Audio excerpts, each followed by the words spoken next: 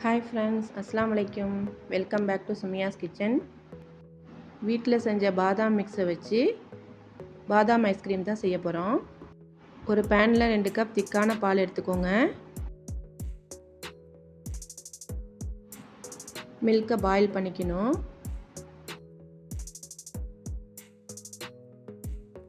3 teaspoon cornflour எடுத்துக்கோங்க.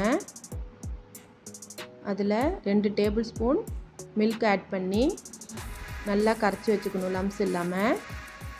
பால் காய்ச்சினோடனே அதில் இந்த கார்ன்ஃப்ளவர் மிக்ஸை ஊற்றிக்கணும்.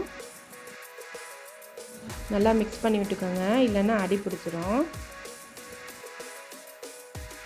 6 டேபிள் ஸ்பூன் பாதாம் மிக்ஸ் பவுடரை ஆட் பண்ணிக்கோங்க.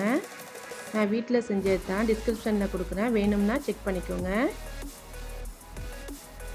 விஸ்கை வச்சு கொஞ்சம் நேரம் மிக்ஸ் பண்ணிக்கிட்டே இருங்க. Milkmaid 4 tablespoon add பண்ணிக்கோங்க.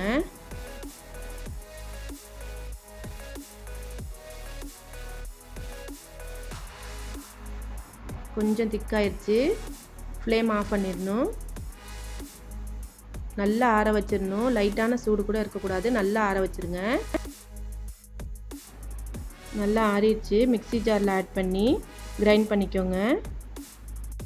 வீட்டில் பாதாம் மிக்ஸ் பவுடர் செய்ய முடியலன்னா கடையில் வாங்கினதுலேயும் இது போலவே செய்யலாம். ஏர்டைட் கண்டெய்னரில் ஊற்றி வச்சிடணும். 4 மணி நேரம் ஃப்ரீசரில் வைக்கணும். 4 மணி நேரம் ஆயிடுச்சு. இப்போ எடுத்து பார்க்கலாம்.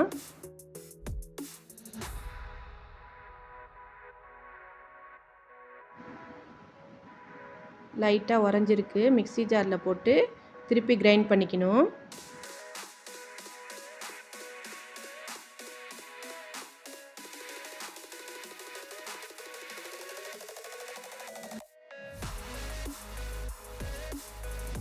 வீட்டில் உள்ள பொருளை வச்சு செஞ்சிடலாங்க, ரொம்ப ஈஸி. கண்டிப்பாக நீங்களும் ட்ரை பண்ணி பாருங்கள்.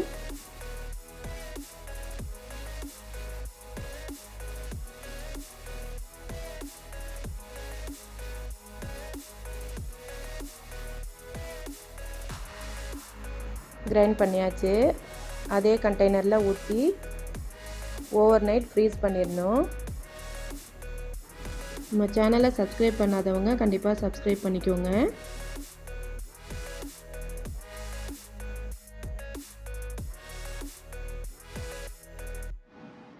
ஐஸ்கிரீம் ரெடி ஆயிடுச்சு.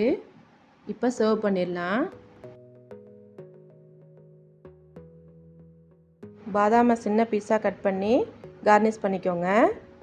நீங்களும் இந்த ரெசிபியை செஞ்சு பார்த்துட்டு இன்ஸ்டாகிராம் ஐடி டிஸ்கிரிப்ஷனில் கொடுக்குறேன், பிக்சர் அனுப்பிவிடுங்க. நீங்கள் அனுப்பின ஃபோட்டோவை நம்ம சேனலில் பார்த்து என்ஜாய் பண்ணுங்கள். இந்த வீடியோ பிடிச்சிருந்தா லைக் பண்ணுங்கள், கமெண்ட் பண்ணுங்கள், ஃப்ரெண்ட்ஸ் அண்ட் ஃபேமிலிக்கு ஷேர் பண்ணுங்கள். தேங்க்ஸ் ஃபார் வாட்சிங்.